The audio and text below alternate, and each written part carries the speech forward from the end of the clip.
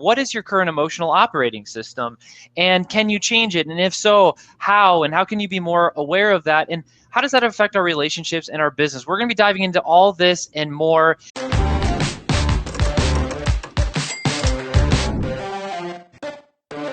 Happy Wednesday, Sales Ascenders, and welcome to another Member Spotlight series. As we continue in this series, today is going to be a ton of fun. If you're catching the replay on this, you're going to want to hang around, and here's why. Today's Member Spotlight is an author, a speaker, and literally a world-class ballroom dancer. His mental, emotional, and physical discipline is off the chart. And as business owners, eventually we all figure out that all these traits are non-negotiably crucial to growing our businesses, developing our leadership skills, and our personal capacity. And our businesses never really extend beyond our own personal capacity. Today's guest is going to be diving into all of this around this idea of an emotional operating system. What is your current emotional operating system? And can you change it? And if so, how? And how can you be more aware of that? And how does that affect our relationships and our business? We're going to be diving into all this and more. And to do it, that's why we've brought on there's so much talent in Sales Center's inner circle. And that's why we're bringing on today's Member Spotlight guest, Michael Johnson. Michael, how's it going, man? I'm doing great. Thank you so much for having me. Yeah, we're excited to have you out here.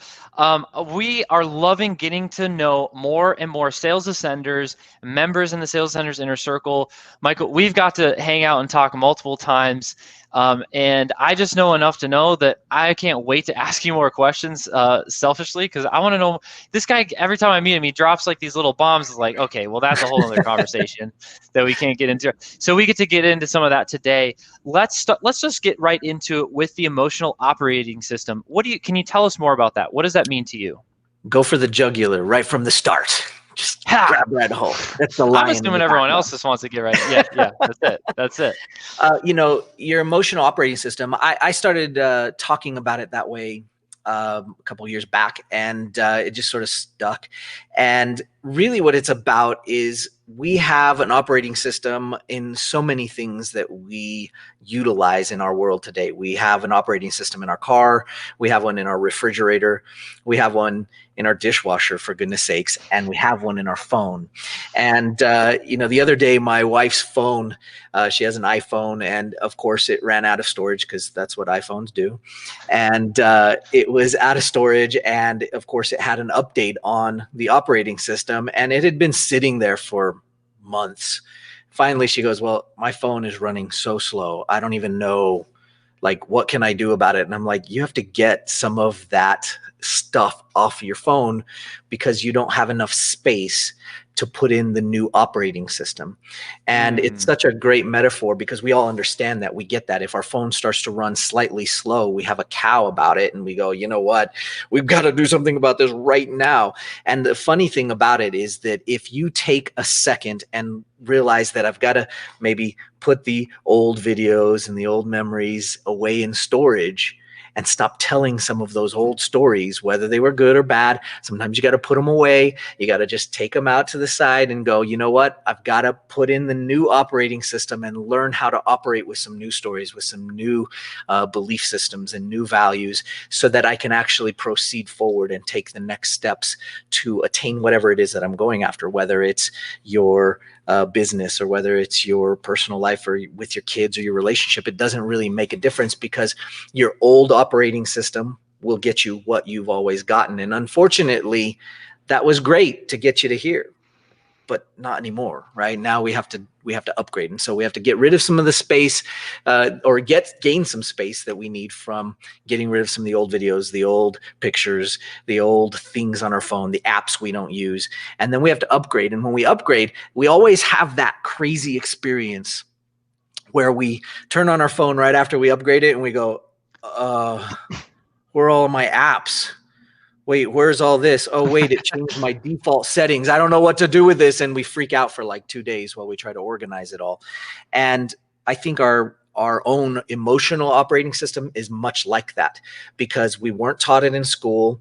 We haven't had an upgrade since we were children at best. And other people are installing programs in your operating system that you didn't actually agree to. So there was no message or pop-up that said, hey, do you agree to let them install this so that you'll act exactly like they want you to act every time you're around them? You didn't agree to that. You just sort of ended up in it. And it's about time we all take that back. And that's what upgrading our emotional operating system is all about, because the emotions are at the core of all of that. And so if we can upgrade that system, now all of a sudden the floodgates open, and some amazing things can happen. As you're sharing that, the term emotional intelligence, I'm being reminded that came into my world in 2014. I was like, huh? Like, I've heard of IQ, Yeah. EQ. What are you talking about? And then I learned all these trends, like the average CEO that has higher EQ, makes 33% more, whatever. And I was like, I'm listening. And that's why I think it's so important to kind of hang on this topic a little bit as business owners, because there's mental and emotional value in terms of standard of living with this, but there's actually tangible financial result, attracting other leaders, retention, that this creates. And so what I heard you say is, hey, whether we're aware of it or not, we already have thought processes, emotional processes for money, for food, for past relationships, for current relationships. And all of those are affecting our perception and ability to move, to strike new deals. So I mean, as I was, reading more about it, I was like, oh, that kind of catch my attention. Like, I think this is a really good thing to talk Yeah. about. And it goes even deeper. I mean, for simple things that you would think wouldn't matter, and we know they do, for some reason we ignore them. Things like a song that comes on the radio or listening to a news broadcast. And if we haven't continued to upgrade our operating system, what happens is you get sucked in and you start to go the direction that maybe that social media post wanted you to go, or maybe somebody else's bad day started to take you, or somebody cuts you off in a car. Triggers.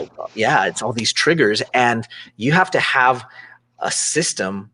And I like the idea, and if you're an entrepreneur, we like the idea of standard operating procedures. And if you don't have a standard operating procedure for your emotional operating system, then somebody cuts you off in the car, and the first thing you do is flip them off and start cursing. And it's like, well, that didn't actually help you. That didn't actually make it better. In fact, it made it a little worse. And now we're heading in the wrong direction. Interesting. So what's kind of your process, your SOP for managing triggers? So is that kind of your leading indicator of, oh, I just know I'm becoming more and more aware of when I get triggered, and then you have a process of how you handle that. Is that roughly how it goes down? Well, I think, yeah, I mean, generally speaking, I think it's easy to say that, right? It's easy to catch that. But when you walk out of a grocery store that was playing a song, you don't know it, and you sit in your car and break down and start crying because all of a sudden you just flipped out. You had this trigger, and it was triggered by a song that you didn't realize from when you broke up with your first love in college, and all of a sudden you're a mess. You don't know why that happened. And so being able to come up with that system of getting out of that, yeah, it's addressing those triggers. Sometimes you don't know that they're there, so it's not like you can go back and go, well, I remember that song from back when I was in college, and now I've got to go back and undo it. Well, we don't know that, so we have to be able to be a little bit more agile, and dealing with those triggers along the way does really make a difference. And that's one piece, that's one phase of it. It's sort of like accidentally opening Chrome and you didn't mean to. Interesting. So, like, as I'm listening to this, immediately my brain goes to, it's like, okay, I'm starting to understand. I kind of see the value of it. I'm interested in knowing, what are the top, 2 or 3 things I should be aware of or do to start identifying when I might have a limited emotional operating system. So one is identification, and the second thing is how do I start building and creating a different, new, better, upgraded emotional operating system? So let's start with the first one, in just identification. It's huge. Being able to identify what's going on in your world is easily one of the first elements. I've taught it, I've coached it. As you mentioned earlier, I was a professional ballroom dancer. And that's a huge piece. You know, anytime you want to fix an issue or fix something that's going on, being able to identify it's there is a big piece. And so I teach a framework. I call it our L.I.F.E.R. framework. That L.I.F.E.R. framework is the L, which is learn thyself, right? That's from Socrates way back in the day, right? I think it was temet nosce. It was the Latin version of learn thyself. And to be able to learn yourself, you have to come up with your standard operating procedures. Again, what are you going to do on a regular basis that can keep you aligned so that you can continue to move forward, so that when something comes in that's unusual or that, you know, tips out the alignment, all of a sudden now that stands out, and now you can actually go into it and say, okay, now I'm going to address that in a way that's positive. And I think that's where a lot of people go wrong, is that they choose to address those negative things as negative, and then they feed it. They give it fuel towards the negative. You know, you can call me an optimist, but I do believe that we can make things better, just a little bit better. Sometimes people want to jump across the Grand Canyon in one shot, and it's not that easy. And we know that, we all understand that innately. But I do believe that as you start to learn yourself, you can start to identify those things that come in, and identifying it is as much as just recognizing what you're feeling, because that is indeed your guidance system. Your emotions were put there, and we have them for a reason. They're supposed to indicate to us whether we are excited and happy about a direction we're going, or whether we're angry and sad about a direction we're going. And that's supposed to kick us back one direction or another. And instead, what a lot of people do is they'll feel that sadness, and then they go, well, I should feel more sadness, and then I should feel more sadness. And like we do as humans, we're really, really good at taking it and running with it. Whether it's good or bad, we can run with it any direction. Feed it. That's right. And so that identification process is really so much started by being able to learn yourself and be able to understand how it is that it's what's different that's coming in. So as I hear you talking about that, I love that phrase, what you feed grows and what you starve dies. Yeah. And so it's kind of like, the punchline is, well, what are we focused on right now? So in our life, in our business, if we're you know, focused on onboarding, if we're focused on acquiring, if we're focused on delivery, and you know, in the process, we're kind of leveraging or being more aware of our emotional guidance system. And I would argue being sensitive, aware, and asking of others' emotional guidance system. Are we all in alignment? And focus, you know, having some not you know, rah, let's just talk about feelings all the time. Like, where's the list? Who's doing what? Like, let's get crap done. Right. I get it. But using both the doer thinking, but also that emotional guidance system of everyone, man, when you get that focus going and you feed that, things can start moving fast. Yeah. And the energy of alignment is massive. Having worked with hundreds of championship dancers, artists, they have found that is absolutely the case. The ones that cannot align internally, inside out, they don't get the audience. They don't get the judges. They don't get the reciprocation coming back in. And so it's used, and you can see it. You don't have to be a trained dancer to see a dancer that you go, meh, they're a good dancer, but I felt nothing. Yeah. Nothing.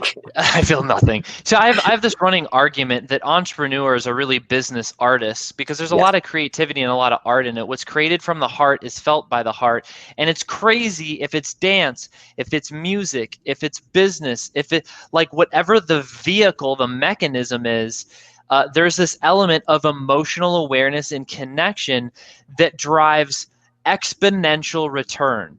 Oh, yeah. And like, if all of us business owners are listening, like, Michael is really, really good at this. And I know it's personally been valuable to me. And also, you know, for the whole audience watching, if you ever feel like your business runs you more than you run your business, or, man, I talk to my team and I do all these things, and what you give and what you put in, you feel that what comes back is a fraction. Man, spending some time in your emotional operating system and your team's emotional operating system can create is one lever that can actually drastically shift to, man, I feel like I'm just surrounded by great people. I feel like I put in this, but man, I got tenfold back. I Right. actually am excited about this. I want to give more next time. Why? Because you got more back, but other people feel that way too. It's really, really powerful. So as you're talking about these things and our operating systems and being aware, and you mentioned your life or your framework. Yeah. What's so we know L, like we don't have to go through the whole thing necessarily unless you want to, but I was curious on at least the next Yeah. one. Well, I is the next one. Obviously, we just use the acronym, which is really easy to remember. Did I spell it right? Yeah, that was Okay, perfect. good. All right. I is imagine the possibilities, right? Because once you start to learn yourself and you start to understand where you're at, being able to imagine the possibilities and go, okay, what could be? And we are innately creative. Some people out there go, well, I'm not creative. I'm like, I've never met a person that I haven't been able to draw out their creativeness. Sometimes we just have bad habits from before. But being able to imagine the possibilities of what could be now starts to get the mind going. And if we can imagine it, well, then it can come to life. I mean, look at the things that we have. You look at Star Trek from the 60s and 70s and you go, well, none of that could possibly happen. And yet most everything is here, short of just a couple, right? And even those are being researched at the moment. So, we've got to be able to imagine the possibilities of what can come. And that's a fun stage, right? That's actually the part where we find your superpower and we start to draw out your superpowers is through that imagine the possibilities section. Yeah. I imagine. I love it. You're right on my alley, the visionary conversation. Absolutely. That's where I love to be, is in that space where we can just pull out the gold from somebody because they have their own unique experience that is like their thumbprint. There's not another one like it in the entire world, nor has there been, nor will there be. That's so good. That's so good. So, and just to walk us through, so I guess now the sense of completion in me, I'm like, oh, I gotta know now. Now we gotta know. Just F.E.R. Yeah, I'm on a cliff right now. So I'm on the edge. the F is free your mind. This is huge because once I find that people we can dig out some of their superpowers and what they're great at, and they've imagined it. Now all of a sudden, belief shows up. And it's all about, well, what I can do and what I can't do. And so all of a sudden, we've got to get to this place where we free your mind. We have to get to a place where we start to look at it and go, yeah, I can do that. I believe in me and I believe in what it is that I can do. And going in and adjusting and taking care of your values and belief systems is huge. One of my favorite quotes was from Will Smith. The first step before anybody else in the world believes it is you have to believe it. And it's a big deal. It is a big deal. It moves mountains. You can create wins for sports teams that they were completely underdogs and they came back because they believed it and the other team was resting on their laurels, And so being able to free your mind, well, there's a process to it. There's a standard operating procedure, and that's maybe more than we have time to get into now. But doing that is huge, and being able to create and pull out belief from people, oh my gosh, it is one of the most amazing things ever. So, and then of course, if you go into E is in direct relation to your emotional operating system. And I say this about every stage of this, but it's one of my favorite parts, right? It's engage your soul. Engage your soul. You have to engage your soul. And when you do that, the power that you have as a single entity, as a single being, is ridiculously amazing. What you can create and what you can bring forth into this world is beyond what you can imagine. And when you can engage your soul to do that, it's huge. Now, you can imagine if you know yourself and you've imagined the possibilities and you've freed your mind, and now you engage your soul, that is the rocket fuel. That is the renewable energy, so to speak, that will actually take care of the rest of it and blast it off into amazing things. And so that engagement of the soul is so valuable and so important. And in order to do that, of course, you have to have an upgraded emotional operating system. Otherwise, you're just going to be bouncing around. I kind of equate it to like taking one of those little rubber bouncy balls in a small room and throwing it to the ground, and it just starts going like that. That's usually what most people's operating systems are doing. So if you feel like that emotionally ever, that's exactly what's happening. That little bouncy ball just going all over the place, and it's a little hard to rein in, right? And so being able to take back control is engaging your soul, right? And then lastly, probably the piece de resistance, right, is the R, which is represent your experience. Because in so many instances, we've got all these things coming in, and it's going through our filters. It's going through what we have learned up to this point, our operating system.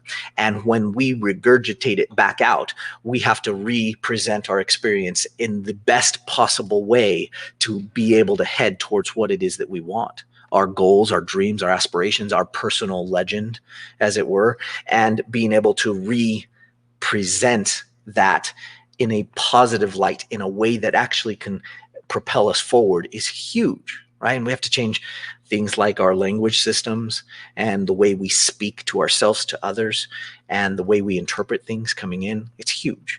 The other part I like about that is that we can actually give it double meaning, which present, right? We've got to get present again. And, I wrote a book called Every Minute, and it's about being in the moment, and being in that every minute moment is about presenting ourselves, right? Getting back into the present moment, living right now, not saying someday, not going, I used to be this, but being present again. And so that R is a big one at the end. That's why we're lifers, not just life. Man, I love it. Thank you for walking through your L.I.F.E.R. framework, and I can feel that there's other veins to go down deeper in that. Yeah. Just kind of summarizing, recapping it. What would be a great example, living example of a L.I.F.E.R.? Oh, L.I.F.E.R.s are overachievers.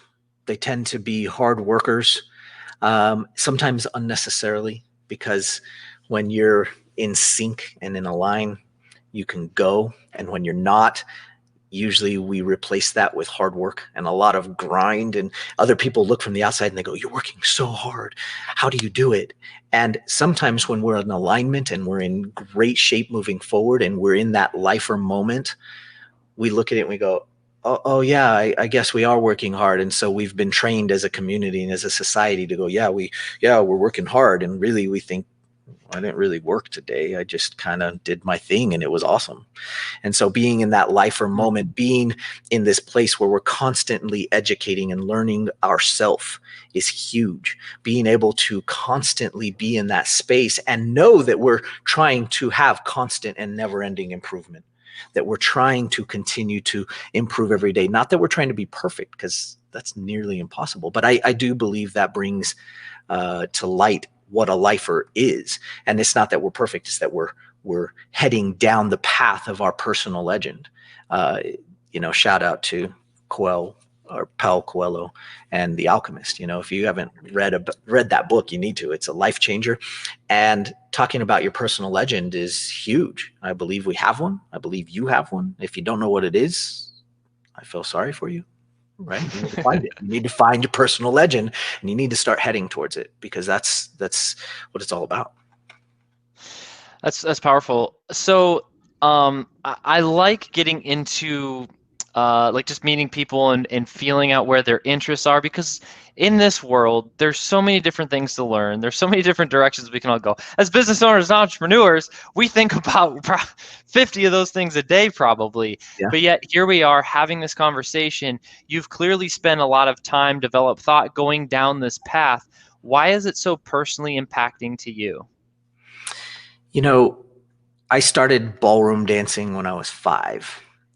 It seemed like the place to go. My mom couldn't afford a babysitter, and so I just ended up there. And I became the toy for the college kids. They're like, hey, we could teach them how to dance.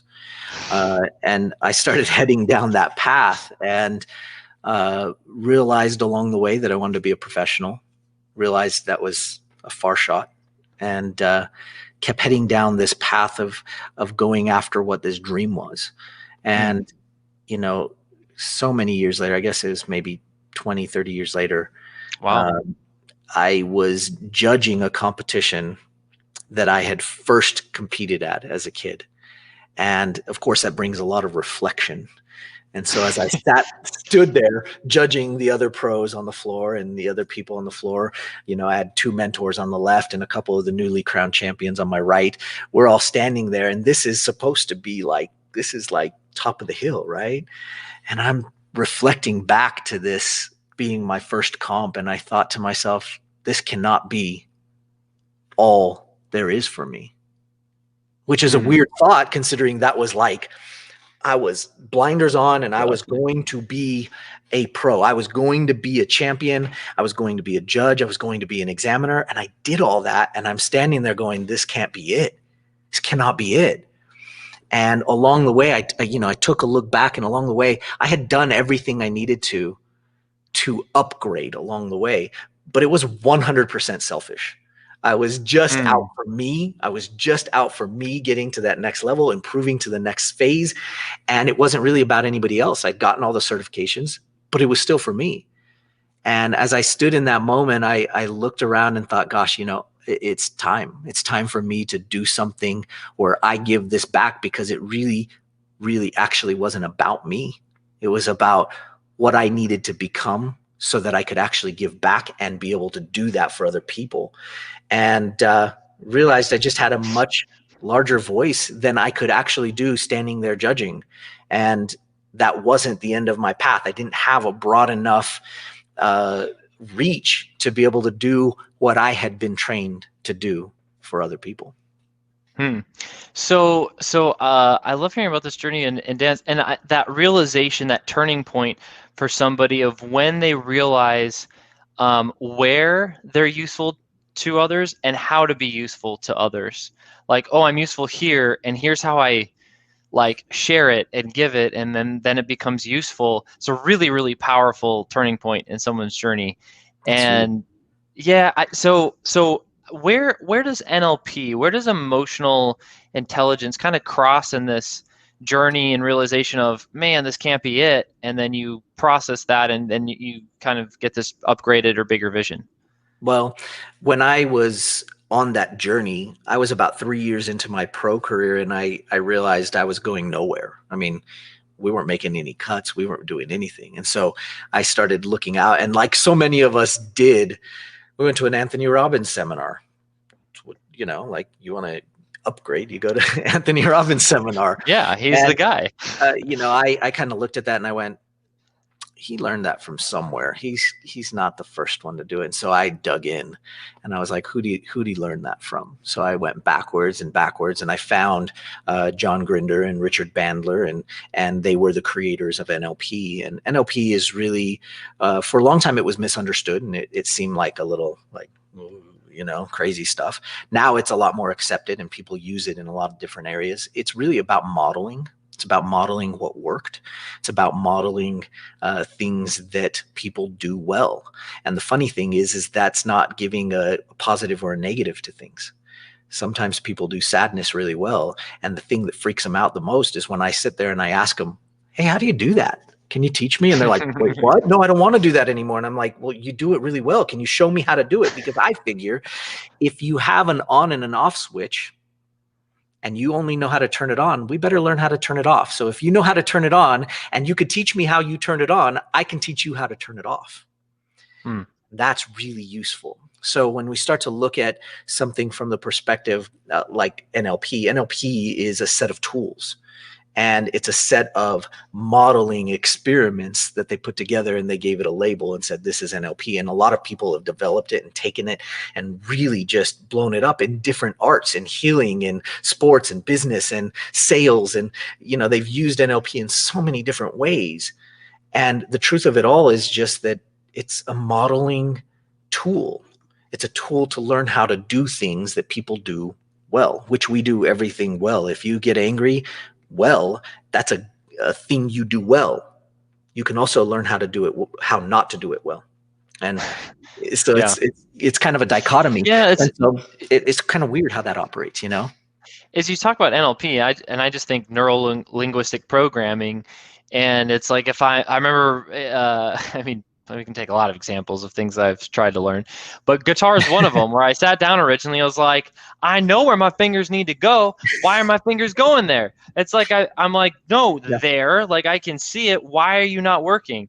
And Yeah. but after a while, that neuroplasticity turns into, a machete hike through the jungle into like a full-blown freeway.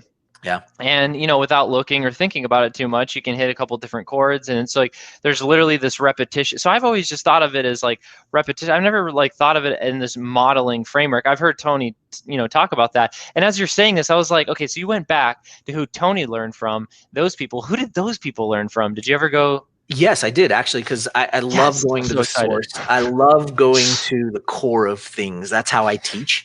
And, Cool. I call the other side of it firefighting. There's a lot of firefighting I can do with somebody, but it's meh. When you go and you actually teach from the core and the foundation, that's the best stuff. Heck yeah. And when you look back at where Richard Bandler and John Grinder got their stuff from that they turned into NLP, what they did was they went and modeled. Well, first of all, John Grinder and Richard Bandler, between the two of them, they were a physicist, a mathematician, and a linguist, right? They had degrees in all of those. So you look at that, they were very, very scientific. And so when they went back to model, to see how these therapists and hypnotists and psychologists were doing the things that they did well. So they looked at all the things that they did well. They, with a very scientific approach, went, these are all the same. What if we do those? What if we combine all of that? Now, look, we have a system. We have a standard operating procedure to be able to repeat what these, all these people that we modeled did. So there were people like Virginia Satir and Milton Erickson and Frank Fairley. It's just a ton of really great people, helpers, right? Family therapists and psychologists and hypnotists. And they went to all of them and looked at what they did and said, wow, you have all these things in common. Now, when we want to do these things, we're going to use those tools. And now they put them together in processes and tools, and they kind of packaged them in a nice little package, and they called it NLP. And then people have since been unpackaging it and taking it back into what it can do in a lot of different settings, because that's actually where it came from in the first place. That's interesting. Yeah, they're finding their own way of making it useful. Yeah. Yeah. That's powerful, man. So where did your, journey, like why, if I'm Michael, why do I start learning about this stuff? Why do I find the core and go through, you know what I'm saying? It was really the pain of sucking, it really was. I hate to say it, but like the pain of I growing up, I won a couple championships. I knew I was good enough to keep proceeding. I got a scholarship for dance to go to school and go to college, and I went pro with the world champions at the time, and they hired me to be at their studio, and that's when I first went into my pro ranks. But like I said, 3 years into pro, and I was making zero headway. And I'm talking like zero. We weren't making any cuts. We weren't getting any callbacks. Like we weren't even getting a mark from the judges. And we're talking about somebody who had championships. I had succeeded. I had done well. I was the cream of the crop. And here I was sucking it up. I mean, we were just doing so bad. And one time my mentor showed up. She didn't teach us. She was mostly dance mentor, mostly for our mind. Her daughter taught us. But I would talk to her in her office. She's like, I'm going to come watch you dance the next competition. She didn't go to comps. She was older. She came and watched. And she says to me, after we come off excited to hear what she said, like we're going to hear what our great mentor says, because she never sees us. And we walked in the room, and no sooner did we walk in the room than the curses started flying. What the yes. F and God and this and that. And we're just like, this is like in the middle of a comp. We're like in between rounds. Oh my gosh. And we're looking at her like, you just have that moment where you just like want to start bawling. Like, All I heard you say as an older lady is just completely cursing at you and swearing at you in the middle of a call. I'm like, wow, this is awesome. This is great. yeah. And she's just like, what is that? She looked at me. She goes, you have more talent in your pinky than everybody else on the floor. What the F was that? And we're like, we thought we were good. Like, you don't know what's going on. And literally it just catapulted us into this place where we had to find a solution, because clearly it wasn't the dancing. It wasn't our abilities. And I know there are a lot of people out there where they're looking at their life right now. They're going, I am capable. I am capable. It's not my abilities. What's wrong? What is going on? And Why isn't it working? Why isn't it working? Why isn't it going faster? Yeah.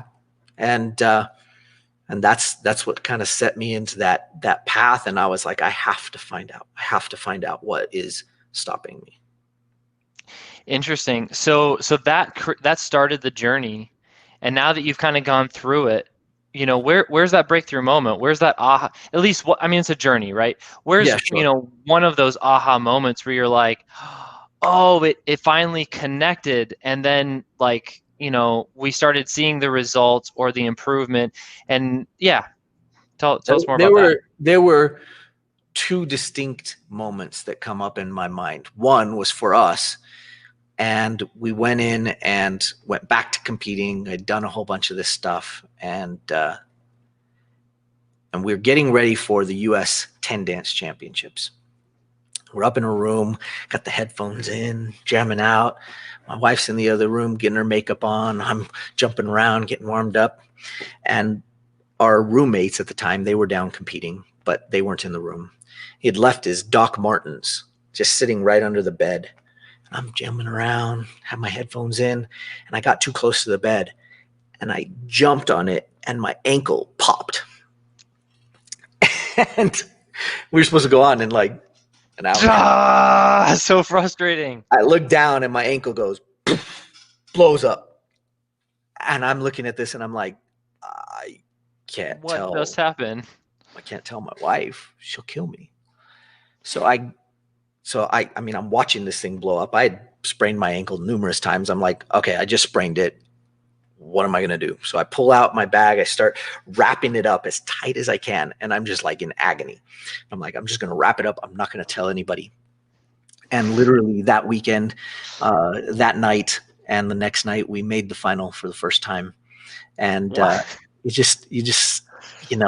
get through and you go, man, how'd I do that? And you look at all the stuff that you're doing. I'm like, okay, this is the way, as the Mandalorian says. Did you just get Mandalorian on me? I was like, yeah, this is the way. This is the way. And then, later down the road in coaching, like that was me in dancing, but then moving on to coaching and doing stuff.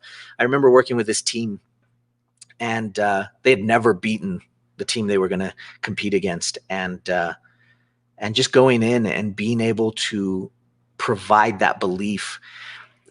We worked through a weekend. I worked with this team over and over again through a weekend, just digging out their belief system and teaching them that phrase amongst the core behind it of the first step before anybody else in the world believes it is you've got to believe it.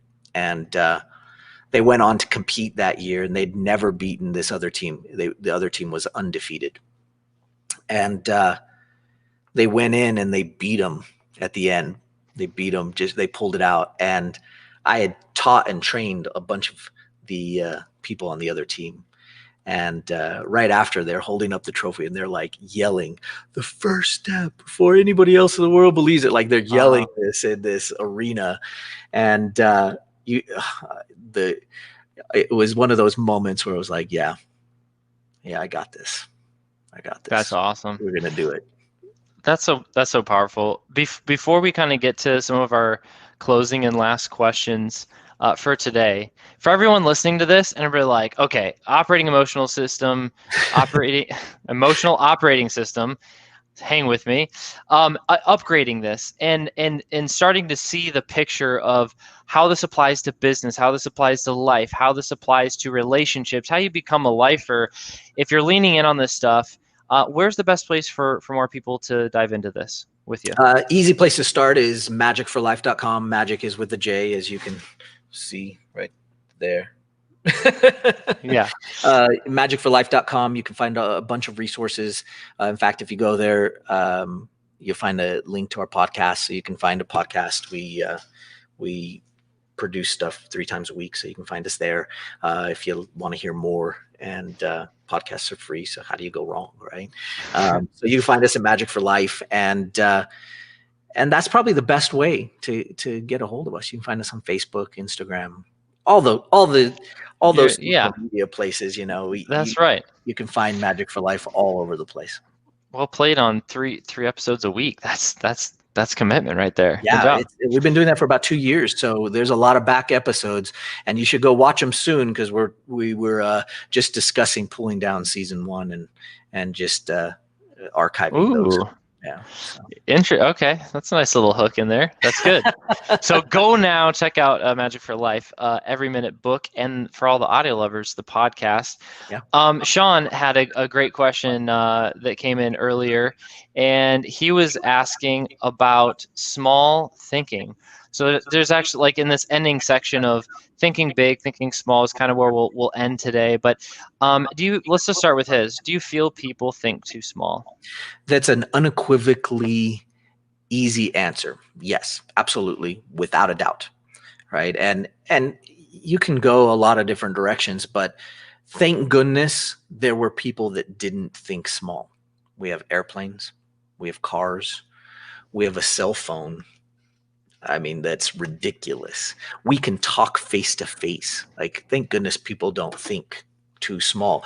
This whole idea of being realistic I've basically eliminated it from my vocabulary, except for when I'm picking on it. This idea of being realistic is probably the biggest plague to our society. We don't even know what realistic is. Usually when people talk about realistic, they're talking about history. They're not talking about future. They're not talking about now. Talking about what happened in the past. And so that's why that second phase of the L.I.F.E.R.s framework is imagine the possibilities. We've got to imagine the possibilities. And so what if you don't accomplish it? So many people are like, oh my gosh, but what if I don't get it? Well, for goodness sakes, if they would have thought, I'd like something that I could just push a button and instantly call one of my friends and talk to them. Yeah, right. No way. It wasn't going to happen.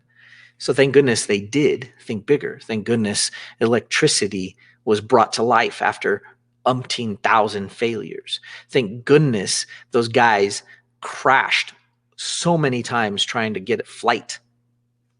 We don't fly. We're not birds. Thank goodness those people did it. Most people think entirely too small. And if they don't have a coach, then how can they think bigger? And you look at every successful person, they all have coaches. We all have coaches. We all have coaches, because you need somebody to go, what if there was a little more? What if there was a little more than that? What if there was a little more than that? And one of the things I learned early on with teaching young people is their parents would bring them in. And the first thing I'd tell their parents is, listen, I'm going to get your children's hope up. If that bothers you, I'm not the right coach for you. I'm going to get their hope up, and I will be there if they fail, and I'll be there to help them pick up the pieces. But I'm going to get their hopes up because you don't know and I don't know, and it is none of my business to tell them whether they can achieve it or they can't achieve it. I'm only there to support them and to help them on their journey and to help pick up the pieces when it all falls apart. Maybe it won't. Man, that is powerful right there on thinking small versus thinking big. Opening that scary door of the word you used, hope. Yeah. Hoping again, because it is emotional and it is vulnerable, but it's also insanely powerful. Right. And enters into that kind of that, what's the word? Flow. Realm of possibility. Beautiful. Use that word, flow. Getting into flow. It's that alignment, being able to be in line. And again, from my dance training, flow is huge. When you're out of alignment in your dancing, you're out of whack. Everything's going to look funny and weird. And it's not going to work well. But when you're in alignment, things flow. And when I dance, there needs to be some alignment, and that's probably going to be our next conversation of how to solve that problem once we get my emotional operating system tuned in. Michael, thank you for coming and hanging out, having this conversation. I loved also you talking about the value of a coach. Michael Jordan, Wayne Gretzky, Tiger Woods. We can pick off the greats and Tom Brady's different sports. None of them don't have a coach, meaning they all have coaches. Yeah. And as you said that, I was thinking about all their coaches. Phil Jackson, Pat Riley, Bill Belichick. Like I like going to the core. It's so important, right? We got to know who made it possible. And in the background, we all need coaches. We all need a coach.